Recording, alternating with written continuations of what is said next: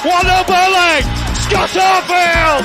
He's been threatening that recently, and all the Burnley players run to the Darwin end. Burnley win the next ball. Here's Rory now. On the outside, decent. Barnes! He's got it! Ashley Barnes with it! What a cross from Rory! And there was Ashley Barnes! And Burnley leading the derby. Obviously quickly finds Benson in space at the byline. Can Burnley get a goal here? Back for Brownell. Saved by the keeper. Burnley won it to the end. That is magnificent. They deserve that. On it by Paul Patella. Off for a hat-trick. He's got it. Hat-trick for Nathan Teller. Oh, he's on fire at the minute. 3-0 Burnley. It's Nathan Teller's day. And Burnley are 3 up here. Fantastic derby. Here's Benson. Can he go on the outside? Comes inside. Have a shot. Oh, the goal. Manuel Benson once more. That is top class. Burnley have done it. Fantastic. Clarets deserve the championship title. They've been the best side throughout the campaign. Burnley have won the second tier. What a fantastic achievement. The players have been magnificent.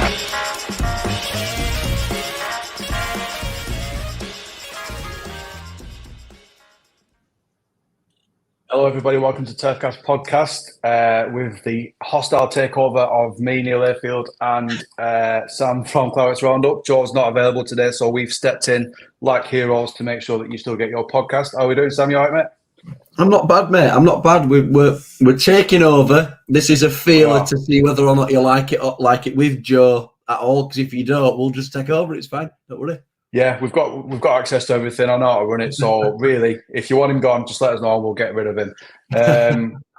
So before we get started, we've got a few bits of admin to do. We'll just, as everybody I'm sure you know already, let us announce that Turfcast, a full-time show, is sponsored by Wave Car Finance. Wave Car Finance are a local car finance company specialising in getting you your dream car through their fantastic one-to-one personalised service. The finance-first approach ensures that you can secure the very best finance in a deal tailored to suit you. And they can even sell any existing finance agreement and swap your current car into a new one. And to celebrate this partnership, as I'm sure you're all aware, Wave Car Finance, between Wave Car Finance and Turfcast, if you mention Turfcast podcast to them, they'll give you a voucher worth up to £200 to spend at the Burnley FC club shop on completion of your finance deal. So why not pop down to the showroom in Whalley or give them a call or even just send an email or message on the socials to start your new car adventure today. And if you don't forget to mention Turfcast, you get 200 quid's worth of Burnley FC merchandise, which at the minute, because they've got the sale on, you could clean the shop out, to be fair. And what better time to do it? So, admin's out of the way. Burnley 0, Spurs 1. What did you think of the game, mate? It was good. We were okay. But I do think it just shows a little bit of that cutting edge isn't there. I know it was a different kind of team, but we had chances, but those chances weren't shots on target, so it didn't feel like there were big chances. There were huge chances in the grand scheme of the game, but because we didn't actually test the goalkeeper, it almost feels like we kind of went there without any teeth. We just kind of didn't really offer a lot. So I think we played better. It was nice to be compact and stay in the game for longer, but I just wish like Amdouni would have taken that chance with the inside of his foot. I wish, the one where he got it in the centre of the box, he'd have just had a little bit of nouns rather than just oofing it over bar. But I can't really have that many gripes with the performance overall. I thought it was pretty decent, to be fair. Yeah, I'm the same, really. I think we all sort of went into it fearing the worst. I think anyone who watched the Turfcast social we did on Thursday, Friday, I can't remember what day it was, when we're on about this. I love the FA Cup, so I was hoping that we'd put a good run together. I even got to see the trophy at the weekend, which was mint. But I think we were all expecting that we'd go out, but I thought we would go out with a whimper. We actually played a lot better than I thought we were going to play. I know it wasn't Spurs' full strength team, but it wasn't far off it. I know that we definitely didn't have our first full strength team. But yeah, I thought we did all right. I thought we created chances. Obviously, we had Muric back, which we'll get onto. But yeah, like you say, it was more Andini's finishing, really, because we could have nicked it, especially near the end, which was a surprise. And for me, what I was pleasantly surprised by was that it took a worldie to beat us, because that strike was meant. It wasn't like an easy goal No. that we had to do. And as Harry says there, performance was good. Shane Foster had to go off our time. We'll get onto the injuries because I know it's cost us a couple of players, and it did kill most of our attacking threat. But yeah, I was delighted with the performance. There's some positives to take from it, I feel. What do you think? There's any positives there, or is it just another in a long list of things that we know are wrong and we can't fix yet? Or what do you think? I think the main positives that we can take from it. Sorry, I've had something in my eye for like the last 5 minutes. I think the main positives. It's emotional. Joe's not here. I know. I am quite sad. All these free Joes, like we also want him back as well. No, I think the biggest thing was being able to stay in the game against a top team. That was one of the biggest things. Like, I didn't want to go to Spurs and just get absolutely turned over. Like, I just wanted to go into the game and think Burnley are in it for a fair chunk of the game, and we were. And like you say, it was a worldie goal because it was a good goal. People saying that Muric didn't even dive for it. Like, yeah, fair enough, it came from a stray pass, but no, there's not many goalkeepers that are going to save that. So it's one of those games you kind of turn around and say, fair enough, it wasn't the greatest of draws based on where we were in the table, where they are in the table. But at the end of the day, we've put in a good performance, and off the back of some other relatively decent performances in the league, hopefully we can kick on now and really have a go at trying to keep us in this division. Yeah, I think that's something that we can definitely use to build on. I think a few people are expecting us to go and sort of get tonked a little bit, maybe. Do you think that we'll call it a marginal improvement? Do you think it was because there was literally no pressure on the players, so they weren't playing to fight for points? It was just a sort of a cup game.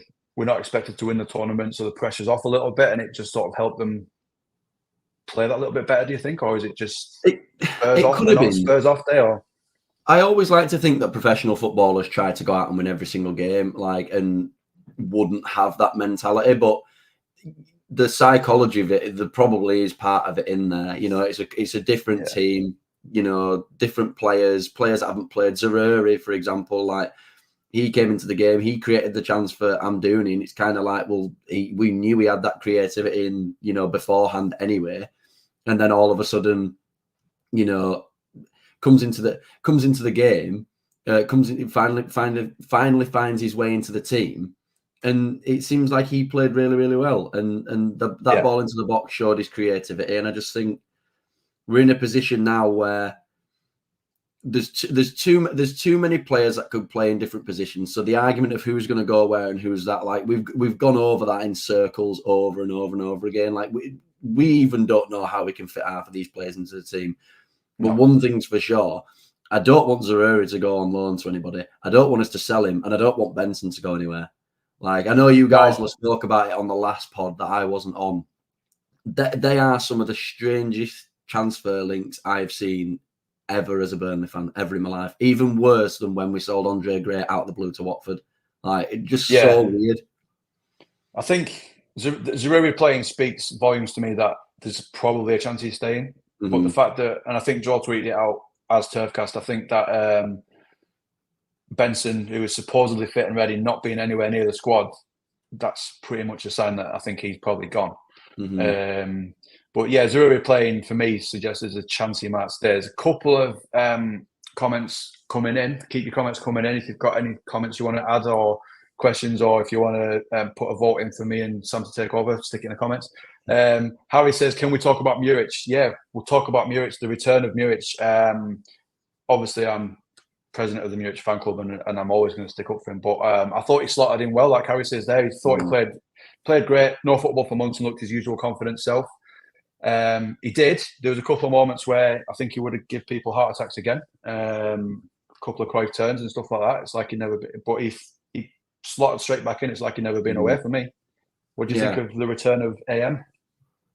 The thing is, right, he is such a good goalkeeper, and I thought he was brilliant last year. And we've talked about it that many times. Like, it feels weird to go back over it, but he genuine, like the impacts that he can have in the team and the way that he played in that game is exactly how he would have played all season. It's not different. He just slots in because he's played in a Vincent Kompany system. He knows what he needs to do to be in a Vincent Kompany system. The balls out wide to the fullbacks are fantastic. The balls out wide to the wingers are brilliant. His ability to come out and meet the ball near the halfway line keeps the team high up. It's not a case of I like him a million times more than Trafford, because Trafford's been good for us recently. He's been one of our best players over the last couple of weeks in the Premier League. But the issue that I've always had is the distribution. James Trafford doesn't give you that, and that's not a slight on him. He will be a fantastic goalkeeper, and I'm hoping that he's a fantastic goalkeeper for us in years to come. But the Muric debate, and it's not a case, and again, it's not a case of I'm sat here saying he needs to be in the team because he changes everything. He doesn't, but it's just it's a factor that we are quite poor at playing out from the back. So what's the best thing to do? Put Muric in, who plays well from out the back. I just think it's a logical process to put in, but obviously Kompany's so hell-bent on sticking with Trafford, and fair enough, Trafford is playing better and showing why he should be the number one at the moment, but surely that performance puts him back in the conversation, surely. You'd think so, and I think what I got from it was just how composed and assured it all seemed at the back. Everybody did. So whether it was just the defender stepped up, we'll get onto O'Shea because I think he had quite a good game. But it just looked like Muric coming out and collecting the ball, and he's not afraid of just barging attackers off him. Whereas Trafford still looks a little bit reluctant to do that, and that's the thing. I know that it seems like we've dug out Trafford, or like a few of us have dug out Trafford. We've never said that his abilities not there. It's always just been a case of that, is he ready at this level yet? And he's grown into it over the last few weeks. But for me, Muric just looked like we probably should have played him. Do you know one of the biggest things? Sorry to interrupt, but do you know one of the biggest things I said it last season as well when we did podcasts before? The biggest thing that I said with Muric is, like, go back to Muric when he played for Forest. Go back to him when he was a 19-year-old kid. It was awful. He was dropping the ball from crosses. He couldn't save anything. His passing was awful. He couldn't get down to a ball. Muric looks like a man. He looks like a man in goal who's played it and can play there. What we're seeing with Trafford now, while Trafford is, in my opinion, going to have a better career than Muric, and James Trafford is also a better shot stopper right now at 19 than Muric was then. At the same time, Muric had to go through those bad spells to become the goalkeeper that he is now. Goalkeepers can play till the 40 because it's a different type of game. So Muric is in a place where he's had the 4 or 5, 6 years of playing out on loan and going to the Netherlands and playing for Forest in the Championship, and he's had that time to develop, whereas Trafford's just been thrown in at the deep end. And what we're seeing is exactly the same things that happened with Muric in a lower situation in the biggest league in the world, where everything's heightened. And obviously, from our perspective, we're fans of our club, so we're going to sit there and say, I don't think it's the right decision. In my opinion, Muric is, like I say, he's had 6 seasons of being out on loan. He's played in the Championship last season as our number one. He didn't do anything to get dropped. Now's the time, I think, where you start to have a genuine conversation, not shove him back in the team, get him in now, but you start to have a conversation about, is Muric better overall for the team? Yeah, there's a few. I can't disagree with anything there. I think that's right. And it's always been the case that the Trafford, as I say, Trafford's ability has never been doubted. It's just its readiness for it. And in the Premier League, it's a 38-game season. Games come thick and fast, and every week you're playing world-class players. So it is a tough league to learn in. But having said that, he has looked good over the last few weeks. But now that we've seen what Muric can do, I know it wasn't a Premier League, but it was against a Premier League team. Now we've seen what he can do and how it impacted the team. Maybe it is time for that discussion. There's a few comments about are coming on. The thing with Trafford is shot stopping his class, but distribution isn't good enough. This is from Matthew Corbett. All right, mate. And he can't demand the box. Muric does all three. That's exactly what the discussion's been this season, is that Muric is ready-made and there. And for me, it should have been Muric doing that whilst Trafford learns his trade, then comes in and does that. Burnley till I die. Fair play to Trafford. He's looked good last few weeks, but first game VC I'd have picked Muric. Yeah, I mean we've gone over this a million times, but yeah, Harry, there with the easier run we've got coming up. I'm not sure there's such a thing as easier, mate, with the season we've had. But yeah, I know what you mean. His disruption. Do you mean disruption or distribution? Could be massive. Yeah, I agree with that. So maybe it's given the company something to think about. But let's be honest, we're going to see James Trafford in goal next week, aren't we? Which I'm not so bothered about now because I think he has grown into it. But I do think Muric was probably worth a recall. I have written some notes down, everyone. I am quite prepared for this. So what was next on my list? The cup run's over. That's it. We're out of both cups. Are you bothered? Because for years we never really had a cup run under Dyche. We sort of thought it might change a little bit under company and pace in the new direction. As it happens, we're out of both cups. Are you bothered? Would you rather we just focused on the league, or you got that we're sort of not in amongst it anymore when it comes to cup weekend? I think I'd genuinely, I'd rather do anything else.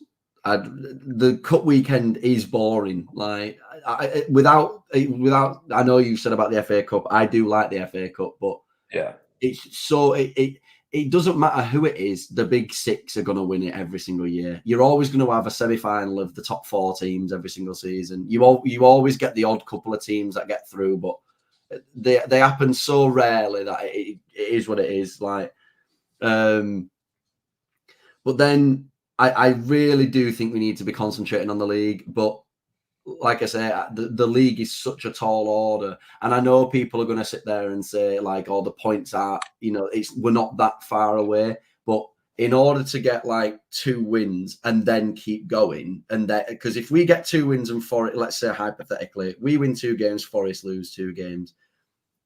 In fact, I don't even think that puts us level on points with it, does it? Because they're on 20, 9 points. Have a look. Yeah, let's quickly get the league table because I can't remember. Which is a bit mad, really, isn't it? Like, oh yeah, so we're on 11. They've got a game in hand on us, so we're on 11. They've got 15. So yeah, it is a bit mad. Yeah. I'm good. I love the FA Cup. I still do because when you're growing up, it's the cup. Cup final day was always massive when I was growing up. It's sort of been watered down a little bit because obviously I don't even think it's the last game of the season now. I think league games go on around it, don't they? Yeah. But given the season and the way the season's panned out, if we were sort of comfortably in mid-table, as I look stupid for saying it now, but as I predicted at the start of the season, we might be. Well, I said might. I said we would be. Then maybe a cup run would be nice.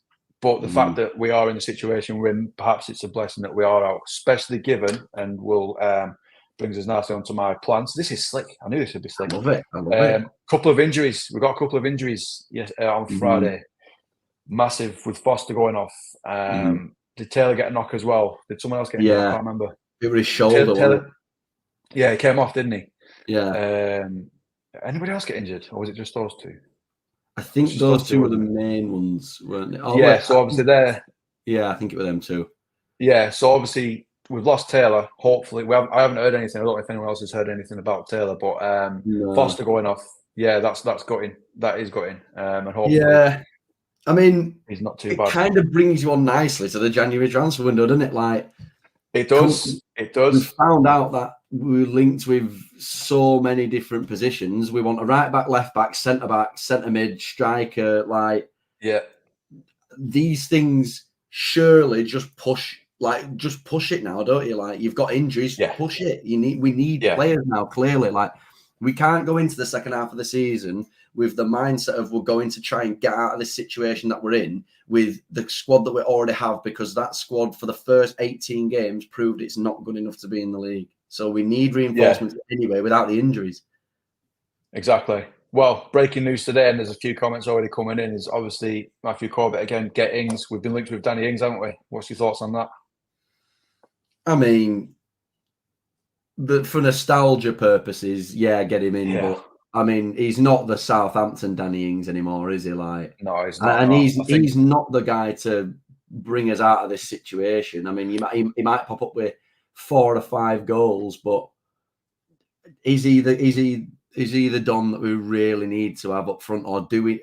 Because this is my argument now. Do we genuinely need to look to buying players ready for the Championship? Like, for example, right, and I know it sounds really stupid, but Sunderland are about to go buy Kiefer Moore. Could you imagine Kiefer Moore like up front for Burnley, like in the Championship. He'd be absolutely unbelievable. But I don't know. I feel like we should be looking to try and stay in the league, but we also need to be bringing in players that would stay with us, not have a Weghorst situation where we bring somebody in and then they're not going to be there.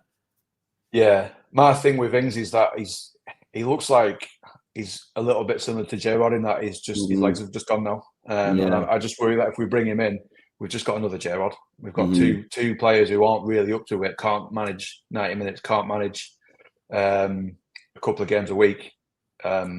Given Foster's situation, which we'll not get into, but he could go off, be unavailable. He's obviously picked an injury up, so we need someone to come in because Obafemi, we don't know where he is. He's just like a missing man, isn't he, at the minute? But we need someone who can come in and do it. And I just feel with Danny Ings, yes, for nostalgia purposes, it'd be great, but he has struggled at Villa, struggled at West Ham. I'm not sure it's the right shout. Couple of comments about that Ings. Ginger Ali Ings is a spent force, which I sort of agree a little bit. Jamie Brown, Ings is past it being terrible at Villa and West Ham. Burnley till I die, how many wingers we're buying this window? I said it before, if the first signing we get is another winger, then there'll be riots. Honestly, really will. We've got other situations that are massively more priority for me. Matthew Corbett, love to have Cornet back. That'd be great, wouldn't it? But regardless of whether we need another winger or not, I'd just love him to be back. Like he's just he was such an happy bloke. I'd honestly love it, but well, he can play left back as well, can't he? So he could, but I have a feeling that he'd come back and he'd be like, "Nah, I'm main man again. I'm the main man again." But no, I think the main thing for me, I think we need a striker because, like I said before, like it's difficult with the Foster situation because obviously now he's injured, but he had such an extended time out when we needed a striker and we were forced to play Rodriguez. If we don't have a good quality backup, we're in a position where where do you go from there? Like you can't just shove Rodriguez in just because Foster's injured. You need a backup. I would have thought Obafemi would have been nearer the squad. I don't know why he's not. I think it's a really strange situation. He's nowhere near. Yeah, there's a few comments about that. Jamie Brown saying, "Where is he? Is he even playing in the reserves?" He just doesn't get mentioned, does he? He just doesn't. He's not in any of the training videos. He just doesn't even. It's like he's just gone. Literally, I've said it since day dot, and I never ever get bored of saying it. But we're going to sign him in the summer transfer window in the Championship as our main striker target. We bid £10 million for him. It got rejected. We weren't willing to spend any more. We managed to get him for 3.5 or whatever it was. And he just never, ever touched a pitch. I can't understand how somebody went from being a main striker target in the summer to 6 months later getting signed in January and not playing, to then 6 months later when you're really, really, really in dire need of a striker because you've got injuries, you still go back to your 33-year-old striker. I cannot wrap my head around it at all. No, it's baffling. It's one of those Benson situations for me. I know that they're like Obafemi got injured as well, but they're both fit now, and yet both are nowhere near the squad, and it's just it's baffling. I don't really know what's going on with Obafemi. Like the difference with Benson is like, and the worrying side of Benson's situation, and it's probably just the way I've perceived it a little bit as well. But to me, it looks like when can't remember the journal that came out. Was it Andy Journo who came out and said it? About the whole Benson situation. Yeah, it probably would have been. They came out. Apologies if it's not Andy. Yeah, apologies. But like it literally says on whatever it was where I read it, it was like he's been fit for a month and he's not playing. So in his head, he's clearly thinking, if I was linked with AC Milan and teams like that from a good season in the Championship, why would I then go into this poor version of Burnley's team to ruin my stock and stop me getting a move like that in the summer? That's my thought process now, is he's not thinking about Burnley. He's thinking, if I can get out on loan to have a similar season in the Championship to what I did, because there's no reason Benson should not be near that team for the last month. We've had games where Benson would have affected the game. So for me, it's not. I can see it partially being a club perspective as well, because obviously they'll want him to do well so that they can make money on it. But I also feel like there is ever so slight part of me that thinks Benson's looking at it from not a selfish perspective, but his own perspective of like, if I can go down to the Championship and have anywhere near the impact that I had last season, I can still get linked with these teams and get a move in the summer when Burnley go down, or if Burnley go down. That's my only thought process, and to me, that's slightly worrying because you wouldn't have expected that from a big player who you thought was going to play a huge part. Yeah, no, that makes sense, doesn't it? I think you're right, because obviously his stock's falling as he's not playing, and it's sort of like people are. I think forget about him is not the right word, but obviously he's out of sight, out of mind a little bit for the football manager who is thinking, "Oh, I need someone on my wing," and he just won't be thinking of him because he's never mentioned. But there's a couple. But yeah, I mean, obviously you weren't on when we did the social last week. What's your overall feeling about the fact that Benson and Zaroury have been touted out to go out on loan ahead of other players? Are you gutted? Are you baffled by it? Mate, absolutely devastated. Yeah. It's not the way that I have ever wanted a Burnley football club to be run, ever. Yeah. Key players, genuinely key players, regardless of what anybody says about like Trezor coming in and the emergence of Koleosho and the emergence of Odebear. 6 months ago, you had no idea who those two kids were. And we knew exactly who Anas Zaroury was. We knew exactly who Manuel Benson was. So it's not, of course, then since then, they've played and Koleosho's a big part of it. And Odebear's been absolutely amazing since he's come in. But you can't sit and forget what Zaroury brought to the team last season and what Benson brought to the team last season. So for me, they were, like we've said numerous times in the past, they were two names that you would have said came into the Premier League with us and just went from strength to strength because they were given the time. My biggest fear in this situation is that we start to look and you start to look a little bit into the documentary where we've seen Company and Pace talk about the new business model and the new bring players in for low prices, sell them on for profit. That's what we want to try and do. That is not the way that, and I understand how football clubs are run. I understand that you have to sometimes sell your best players. In that situation, we're not selling them for £25 million. We're loaning them to Hull City in the Championship when they could affect our team right now. That's my issue. Yeah. That's the issue that I have. They can be in a Burnley shirt and in a Burnley squad right now, and they're about to drop down a tier to play in a league that they absolutely walked last season for no other reason other than the club's trying to up the stock so that they can sell them, or they've asked to do it because they know that their stock's going to plummet if they carry on and jump into this current Burnley squad in the way that it's playing now. That's my only issue. That was the same sort of general vibe the other day. I thought I get it from a business point of view in that we already know that that's how they're going to operate. We're going to sell 2 or 3 players a year, but I was shocked that it was those two. I think there's players who could have gone far ahead of them. Obafemi for one, if he's got no intention of playing him, exactly, ahead of players who like you say could come in. Sue's in the chat there saying the same thing as what you just said there. If they saw that as the stock is going down, the less they play. So yeah, I get it. But as I say, the baffling thing for me is that there's not been tried.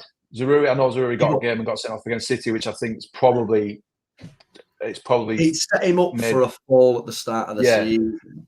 But Benson's not been tried, and for me, the thing that I can't work it out, and it's not a dig at any of these players, but the company's stuck with Trafford and he's stuck with O'Shea, and he's given them the time to develop and learn, whereas he's just written them off as if they're not good enough. And I know that we don't see what goes on the training pitch and stuff, but training is nowhere near the same as playing an actual match. Surely, for getting us there in the first place, Benson and Zaroury, surely they're owed a chance in this league. They've earned it, haven't they? I think that's my biggest issue with it though, because like I say, I appreciate the comment as well about if they're not playing, then the stock's going down, and that doesn't do well for either of us because less teams want them, so those players won't get a move that they want, and we also won't make the money back on these players. But at the same time, I don't want to become a selling club of your best players. There's so many clubs out there that do that, so many, and we weren't in a position to do that. We just signed them to big contracts because at the time they were going to feature in the Premier League. And then it's like we've gone and spent this £110 million. We've got so many players in their positions that we physically don't know where to play them. And in my opinion, you've got Nathan Redmond, who, in the nicest possible way, hasn't done a thing for us. Brun Larson has been good for us. He's not done what Zaroury and Benson have done. So why would you not cut his loan short and get him in the team? Why would you not then look at Cherlanov, who's not featured at all, and send him away to Schalke like he's been linked with?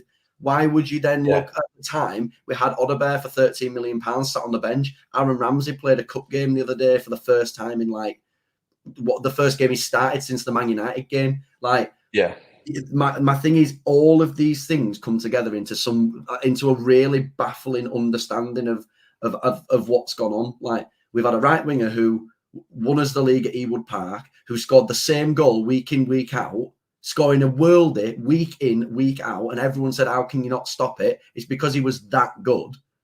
Zaroury scored so many good goals for us and had so many good situations, and he got us into so many fantastic positions. And it's like we've just turned around to them two and been like, nah, you two are the first to leave. We'll stick with these new lads that haven't cut it for us so far. Like, Odebear's been good, Oshaw's been good, but Trezor, he's been okay, but he hasn't been brilliant. Brun Larson's, again, he's been okay, but hasn't been brilliant. And we're sticking with these players, but we're getting rid of two of our most influential last season. I just think it's just weird. I just think it is a bit weird. Yeah, I mean, I said the other day about Benson that some of that shot he's got where he cuts in and curls it. It doesn't matter what level, what league that's in the Premier League. There's still no keeper saving them, and he might have got us 3-4 goals in some games where we needed it. A couple of comments there come in. This came up the other day as well, but I'd have preferred Townsend to Redmond. Don't know what your thoughts on that, but like, Redmond's doing all right at Luton. Townsend's doing all right at Luton. Should we have maybe signed him? The thing is, right, Townsend would be in the same situation with us anyway. He wouldn't get into the team because he's the old, experienced player. Whereas the reason why he plays for Luton is because there's no one better in front of him. Like, that's the issue. Like, so if he signed for us, he'd be in the same position now. He'd just be on the bench every week, getting 5, 6, 7 minutes at the end of a game.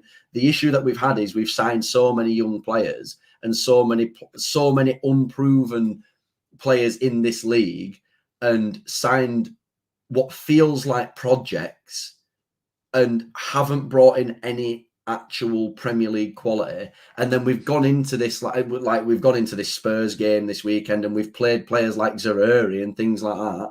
And you kind of like people saying, like, I saw a comment earlier saying Zaroury was miles off it. He hasn't played a game for months. He hasn't played any minutes at all. So even that one moment of flicking the ball over the top for Amdouni, like, it just shows the quality that this kid has, and we've seen what he brings to a Burnley team in a Burnley system. Like, I just think we've had a lot of situations this season where we've gone from last year where everything felt so perfect, like the club was just on such an upward trajectory, and now it almost feels like everything's just kind of falling apart around. Not falling apart, but like, every little thing, there's always a negative connotation to something that we do, and I don't quite understand where we are as a club at the moment. It feels like, for me, it's almost like we've reset. So like last year we did what we did, and then we've come to Premier League and reset and started that process all over again. And then at the end of this year we'll have a squad who's maybe Premier League ready, but it's probably left it too late, so we're going down anyway. And then next year we'll bin them off and we'll just go again with the rebuild. But it feels like that reset was relevant the season we went down because we needed so many players. And then from there, we literally needed to just build on what we had. And I feel like what we've done then is we've rebuilt what didn't need rebuilding. And now we're in a position where we've got half a squad from the Championship, which are getting sent out on loan, which is a team that got 103 points and was so close to breaking the points record and won the league in almost record time, or in record time. As one of the earliest to be promoted ever, wasn't it? Yeah, I think exactly. We're the earliest ever to be promoted. One of the dominant Championship teams of all time, and then brought all of them into the Premier League and played a quarter of them, and that for me is the part that I find weird, because then you're turning around and saying, "Oh, Zaroury and Benson are the first ones to go on loan." Why? Yeah. I'd love to know why. I mean, a few people have said it, I've seen on socials and stuff, but there must be something gone on. Whether the company and Benson have had a fallout or whatever, I don't know. Maybe we'll never know. A couple of shouts there for, should company be addressing it in the presses? Probably not, because I think press conferences are just a bit of a pain in the arse to manage. I think they just want them out of the way. So he doesn't always anything in the presses, but it would be nice if when they do go, there's some sort of reason as to why they've decided to let them go, rather than just confirm that they've gone on loan for the season. Wish them well. Why?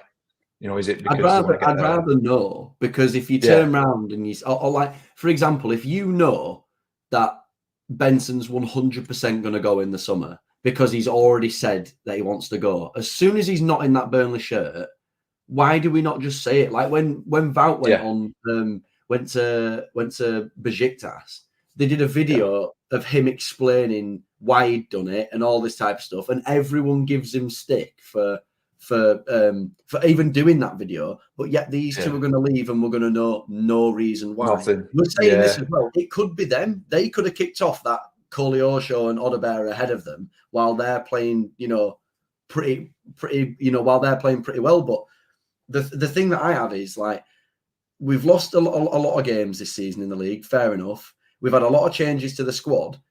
If I was Benson and Zaroury, in fairness, and I was two key players from your season where you got 103 points and won the league at Ewood Park, and I won that and I scored that goal for you to do it, I'd be a bit annoyed that you've bought £110 million worth of players and not put me in team. I'd be pretty annoyed with that. So, Yeah, I get it from that. Yeah, we don't know, do we? But hopefully we will find out. It won't just be a case of we'll just sweep it under the carpet that they've left and move on with it.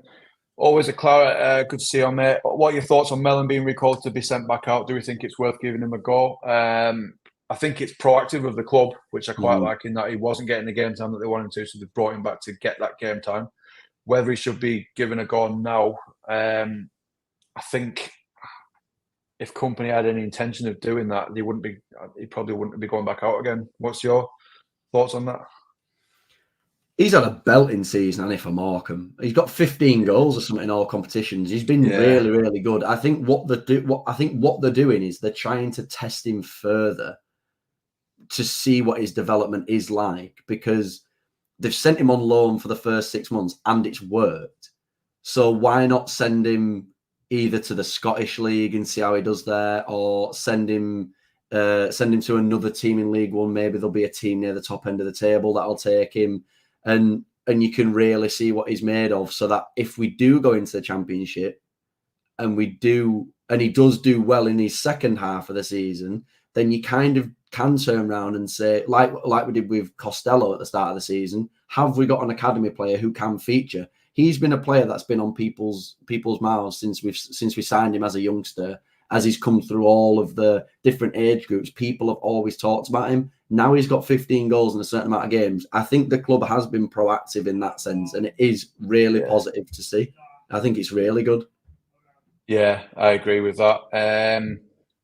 Just to wrap up on the transfers, Sue's in the chat. Surprised we're not linked with anyone heavily yet, even for a loan, other than obviously Ings, which came out today.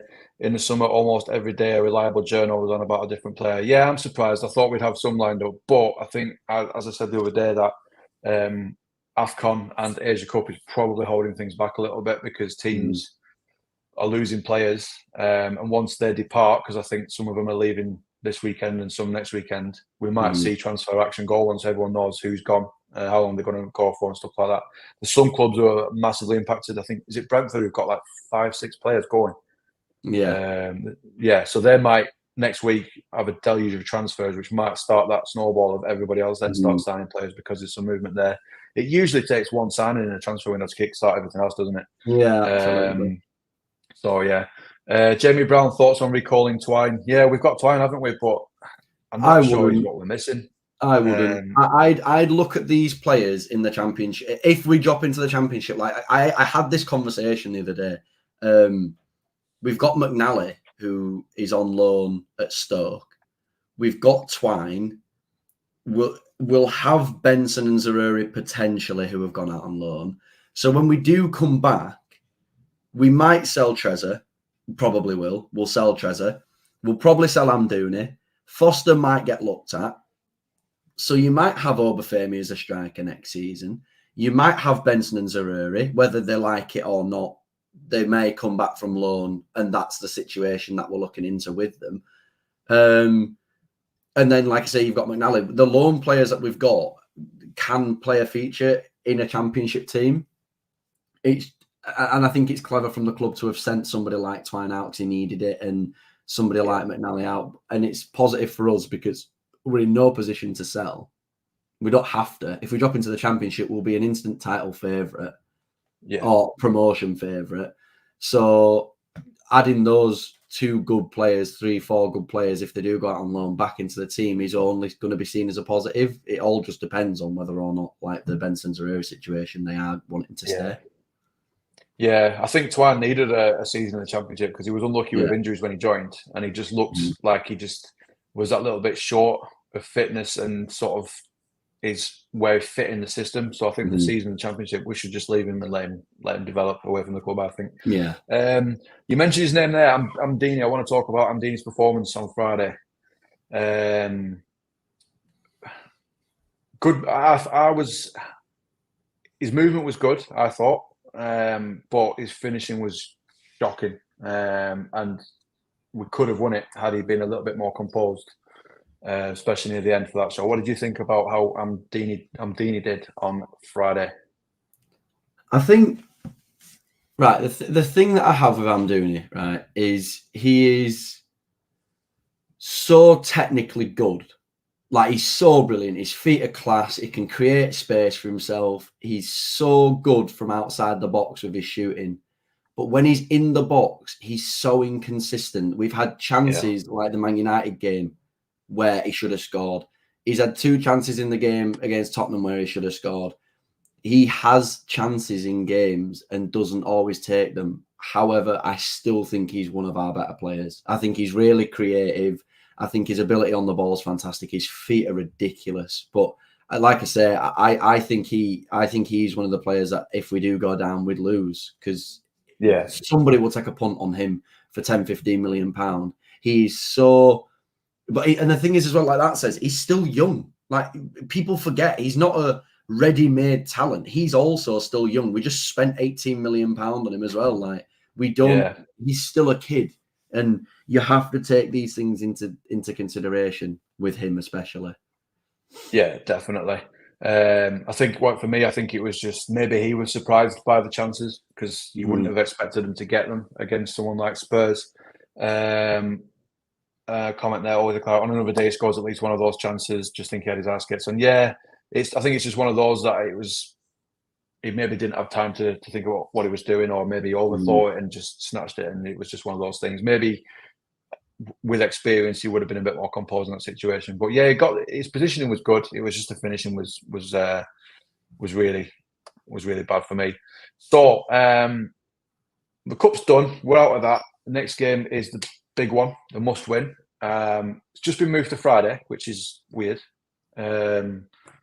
At really short notice. Premier League, again, just proving why it has no integrity for any of the fans that have lives and have planned to get down and all that type of stuff. If you've planned to go and watch a game and they change the date so soon, it's just baffling, honestly. This is why, because people might not know, but obviously I don't live in Burnley anymore, I live in the North East. This is why I've not, when all the tickets went on sale at the start, I didn't buy any for like later on in the season because I just thought, well, they might get moved. And that's proved to be the case. And I know it's because Luton are in a cup replay, but why would they schedule it for, if there's already a game on, find the gap later on? I know it's probably, there'll be loads of ramifications because is it Morecambe they're playing? I can't remember who they're playing. I can't remember who the replay's against, but I know that they'd have to fit around them, but also Luton's schedule. But this game's already been moved, hasn't it? I know it's been moved again. It's the notice period. Ridiculous. It's the notice period that I think is strange.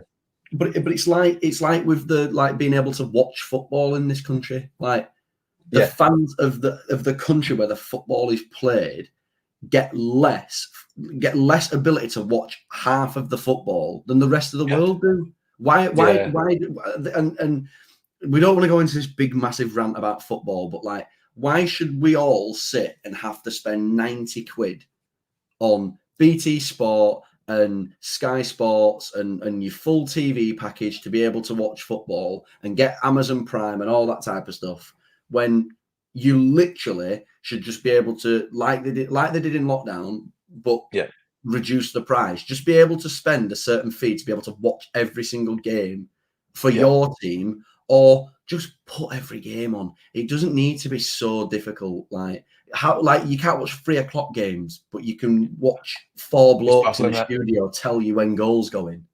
Yeah, just put the games on and let people watch it. And then this is part of it. You and then on, like, the game changes on Friday. So now people have plans, now have to change everything, or just don't go to the football because you don't care about the fans. It's all about money. It's baffling, mate. Boring. Less than a week's notice as well. It's ridiculous, isn't it? And as always, the Clarets put in there, it does mean, because it's earlier, that say Foster and Taylor might have been fit for the original date, and now they might not be. So that might be a punishment.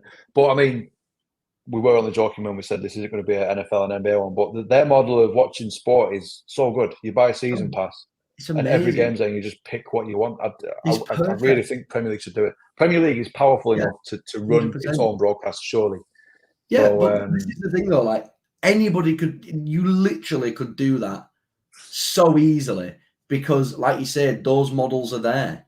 Those models are there where fans pay a set fee per month, and they literally get to watch every single game, because what they turn around and do is go, you're fans of this sport, you can either come to this, because that's the thing as well, like, they turn around and they give you this excuse of like, oh, but it's all because we want to get fans in the stadium at 3 o'clock at Selhurst Park. No, it isn't. Yeah, like, it's not. Because you can make more money from television rights and things like that, and making people spend 90 quid on the whole package. It's ridiculous. Literally, honestly, football, I've said it to you so many times, and it does me, I didn't talk about it, but like, football is now so over commercialized that it takes the fun out of football.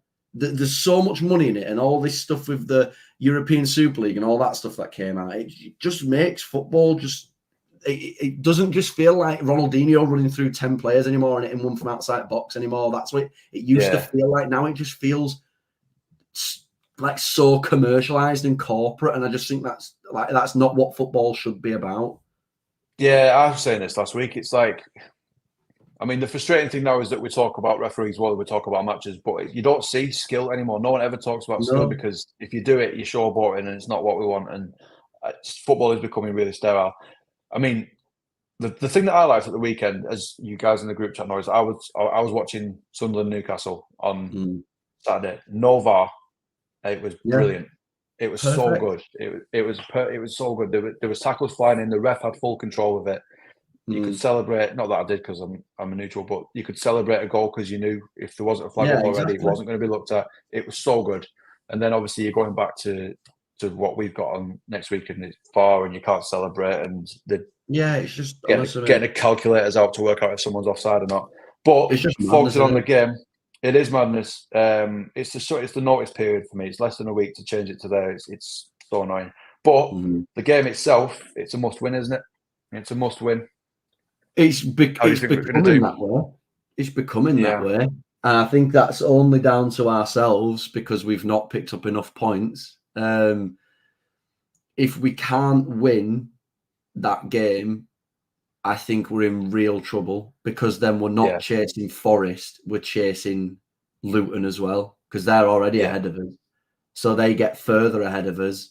We don't then look like the team that's getting out of it. So I think it's a huge game, but I'm in a position now where I'm kind of like, if we win, I'll go back to hoping, and I'll do it every time, because that's what we do. We're football fans. We support Burnley. But it's getting to a point now where I'm a little bit like, if we win, amazing, and I'll dream again. But if we lose, it's already in my head that we could be playing Championship football again next season, and I've kind of come round to that. So if it happens, it happens, and it is what it is. But I would love to see us win. because it gives us such a good chance of getting out of it. Yeah, it really does. I mean, it's a 6-pointer, isn't it? It really is. I know it's a cliche football, but it really is. And I think on Saturday, what we need is we just need to go for it. We need to.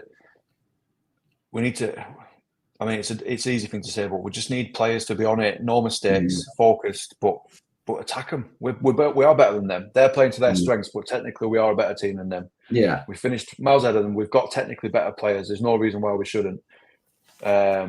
But I guess we need the turf to be roaring, and we need Burnley to just come out all guns blazing and just go at it. I think there's no point in us sort of sitting back or trying to just not lose. We have to win this game, and hopefully we will do.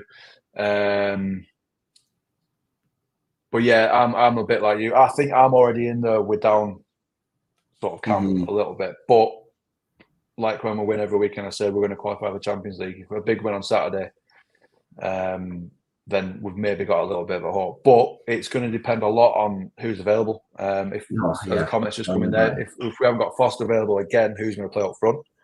There's no signings coming yet. So even if we signed, when would they have to register to play on? Yeah, but even if you bring them in,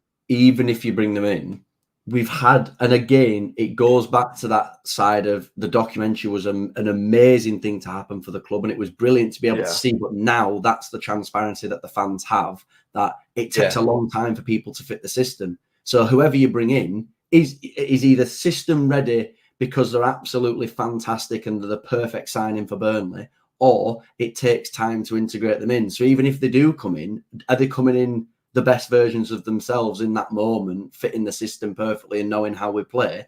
Probably not, because we signed Trezor, who we thought would be like that, and has struggled. Yeah.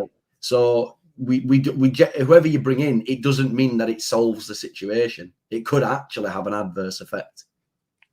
Yeah, I mean, left back worries me if Charlie Taylor's not fit. Yeah, that's what we're doing then. Are we going to play Roberts there? Because Roberts has been linked to the move away as well. It'll be Delquart.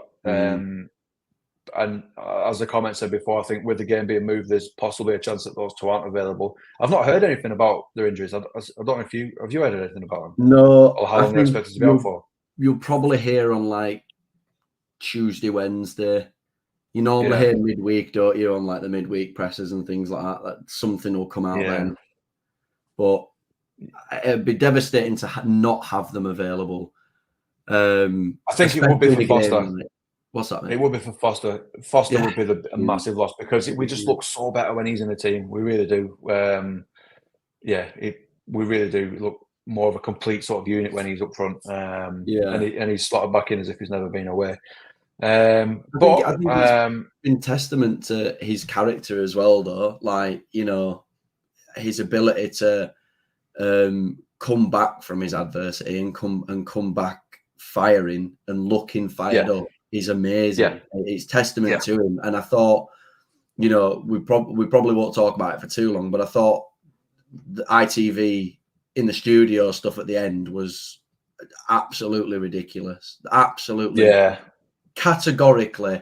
I know they're in a world where people have different opinions, but there's certain opinions that you just don't like. It has an adverse effect. You're not spreading any positivity. What you're effectively saying is, I wouldn't do what you do. I would go away with my country. You shouldn't stay at Burnley and play football. Why? The club's been the one that's helping him through it. And how can you sit there and judge another player on their experiences without going through it yourself? You don't know you don't know whether his issues are back in South Africa. You don't know any of this. Yeah, exactly. So you can't sit on national television and put your 2 pence in and explain why a player should go on international duty without knowing anything about the story. So you have the two contrasts, didn't you? You had one of the pundits, I think everyone knows who we're talking about. We had one of the pundits who was completely right, saying that he's familiar, he's with familiar ground, the people who are helping him stuff. And then the other one saying the complete opposite. He did drop the ball there, I think. I mean, he's someone who puts football above everything else. I tweeted this out.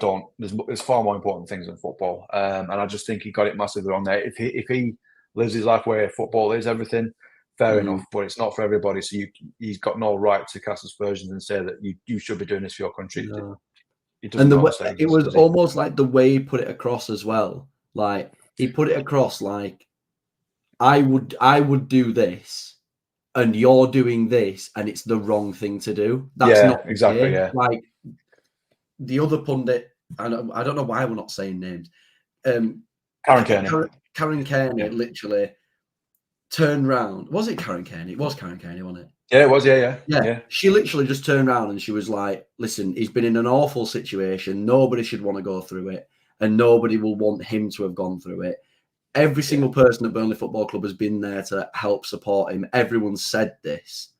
And we're literally in a situation where we're saying, listen, these people have helped you. This is your familiar surrounding now. You're coming back to fitness in yourself in that sense, but up here as well, you've had these people supporting you with that. So why then would Ian then turn around and go, actually, I think he's completely wrong. I think you should go away and play football with South Africa. And if you do decide to stay at Burnley, don't play. Why? Why would you not play? Yeah. You need fitness and you need to get match fitness. He's come back from an awful situation. If that helps him feel better, why would you then knock him and make him feel like that's the wrong thing to do when it isn't? Whatever decision he makes, you back it 110%. If he'd have gone to AFCON, I'd have said the exact same thing. I'd have said he needed to do it for him because it's his decision. Yeah. But I mean, I don't know why ITV felt the need to mention it anyway. All they had to say was he's just come back from a layoff. That's literally all they need to say instead of going into it. But I'm glad he's staying. I'm glad he's looking like he's got the help he needs and he's through it. I know it'll be an ongoing battle for him, but hopefully he knows that Burnley are behind him and we benefit from him being with us if he's fit and not injured now, because that would be devastating. We'll start wrapping it up because we've done 58 minutes. This is exhausting. So yes, we do want Joe back because this is really exhausting. Stu, I have used the word aspersions. If I said deluge, I can't remember it, but it's you do get big words from me. I have been swatting up on my dictionary to make sure that I come across as professional as possible for this podcast. Anything you want to add other than we need to win on Friday?